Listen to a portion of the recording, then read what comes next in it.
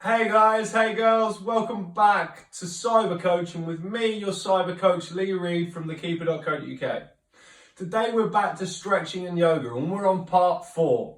Now part 4 sees us having a double section, so it's a longer video than normal. So get your yoga stuff ready, get yourself prepared, get yourself nice and relaxed, and I'll hand you over to Heather Wright.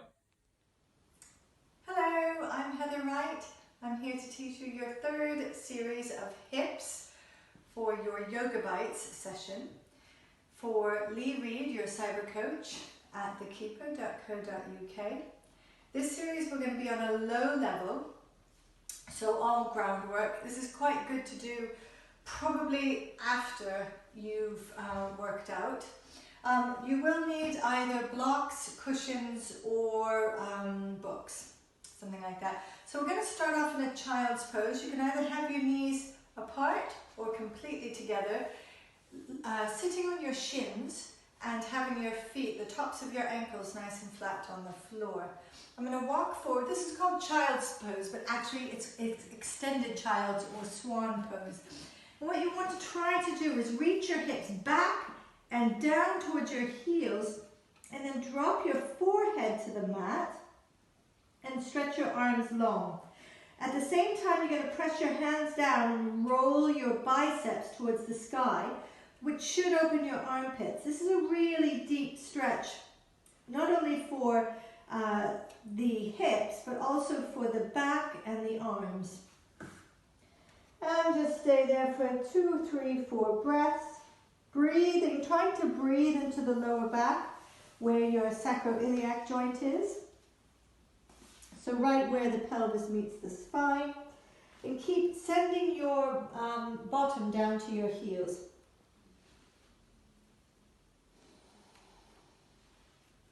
And every now and again you can creep your hands further forward to increase the stretch. And when you've had enough, walk your hands back, lift up, and then for the next stretch it's Sukhasana, which is deceptively difficult. It looks very easy. You may need a block or a blanket, pillow or book for this one. So I'm going to sit to the side. I've got quite a straight back. If sitting, when you sit, don't let your ankles or your heels go underneath the opposite leg. That's called easy seat or Sukhasana. If your back is struggling to sit upright, like I am right now, then you take whatever you've got, you place it underneath your bottom, and you'll create a little bit more space in your hips so that you can sit upright. Okay, so I don't need that, so I'm going to pop it to the side, but if you do need it, it's absolutely fine. And you're going to sit as high as you can in your spine, pressing your 2 sit bones down. Now I've got my left leg in front. I'm going to creep my hands forward, but I want to keep my spine nice and long.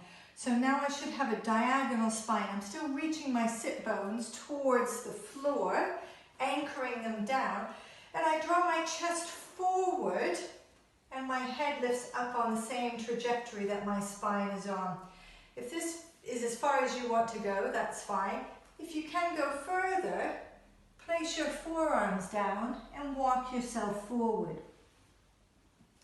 I suggest staying here for a good 20 to 30 seconds, so roughly 5 or 6 slow breaths.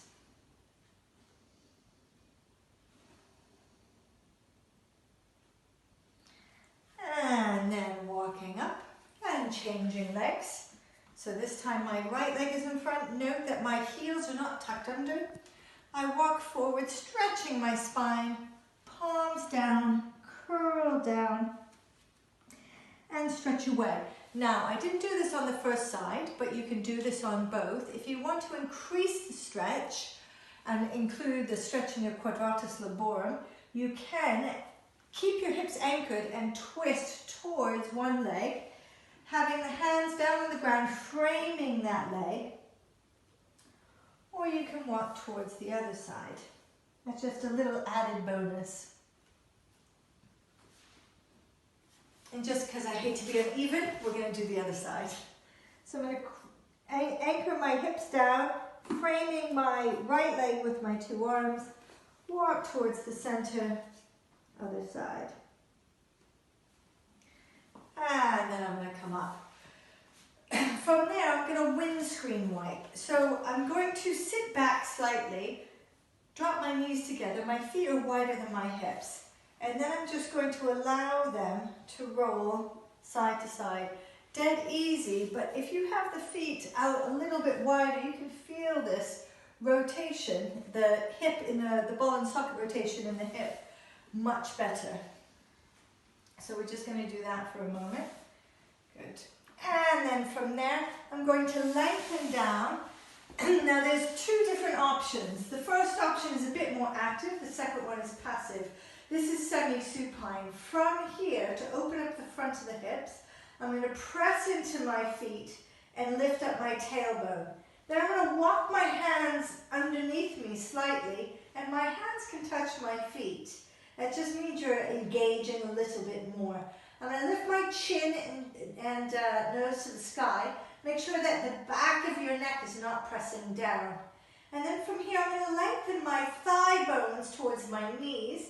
And I'm going to lengthen my kneecap on this upward diagonal trajectory that they're on. And this is a really great hip opener.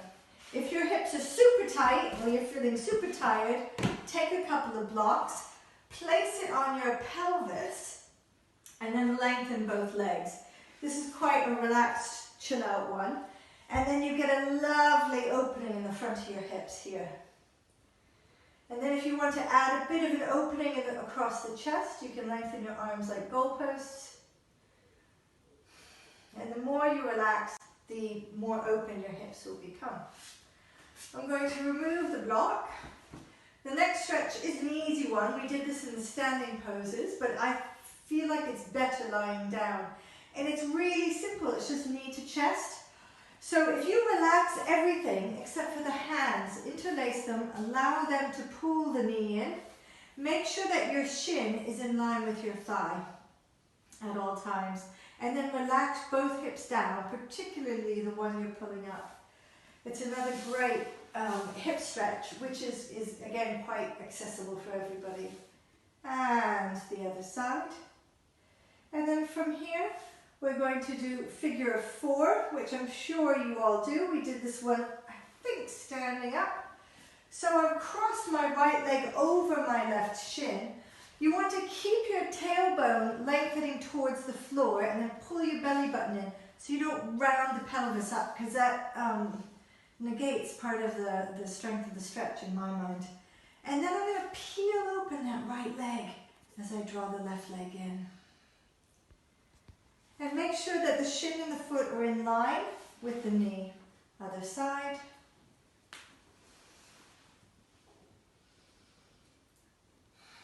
Peeling it open so it really gets into the outer aspect of your hip. So your piriformis, your medius, your minimus. Good. And then the last one we're going to do is Sapta Garandasana. Garandasana is the eagle. This is cow face posture. So you're going to bring both legs up. Have your knees crossed.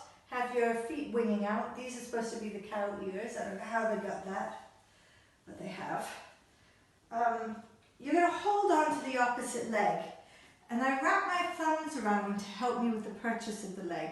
I'm going to breathe in, draw the legs in, and then exhale, pull them apart.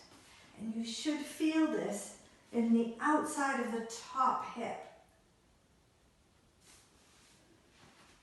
That one's a bit of torture. We're going to go to the other side. But good. We all like a bit of torture on a Friday. Good. Pull in and pull apart. Pull in on the inhale and exhale. And breathe. And then exhale, release your legs. Give yourself a nice big stretch away. Last thing we're going to do is cobbler's pose. So you're going to draw your feet together. I'm sure you do this. However, if you do round your spine at all, especially in the lower back, sit on something to allow a bit more space in the hips so you don't round the back. Okay? So we're going to do this two different ways. You're going to take your fingers, pop them underneath the outside of the lower shin. And I'm going to press my elbows into my inside thighs. And I'm going to pull my outside shins up. And as I do that, I'm going to draw my chest forward. And my back, again, should be nice and long, like the Leaning Tower of Pisa. I'm pressing the heels together, the ball of the foot and the toes. Great for your inside thighs and your groin. And then the second one is you pull your tummy in, you round the top of your head towards your tailbone and round your tailbone towards the top of the head. So this one is a rounded spine, but it's still fine to do on a brick or a block. And you want to try to get as low as you can. Again, stay for another 20-30 seconds for that one. And then the last one, you want to lengthen your legs out wide into a V. Now, some of you might be here, which is absolutely fine. Where you are, you can tell where you should be because your knees are facing the sky and your toes are in line with your knees and also facing the sky. So for me, that's about where I am today. Okay, so I'm going to press my sit bones down. Again, if you roll your back, sit on something to make you higher. And then from here, I'm going to keep pressing the thighs down, drawing the toes to my face. And then I'm going to walk forward. Just like we did at the very beginning of class with our legs folded in Sukhasana. And you can hang out there. And then you can also walk to one leg or the other. You can also do this up against a wall, legs on the wall, backside against the baseboard. Enjoy. Thank you.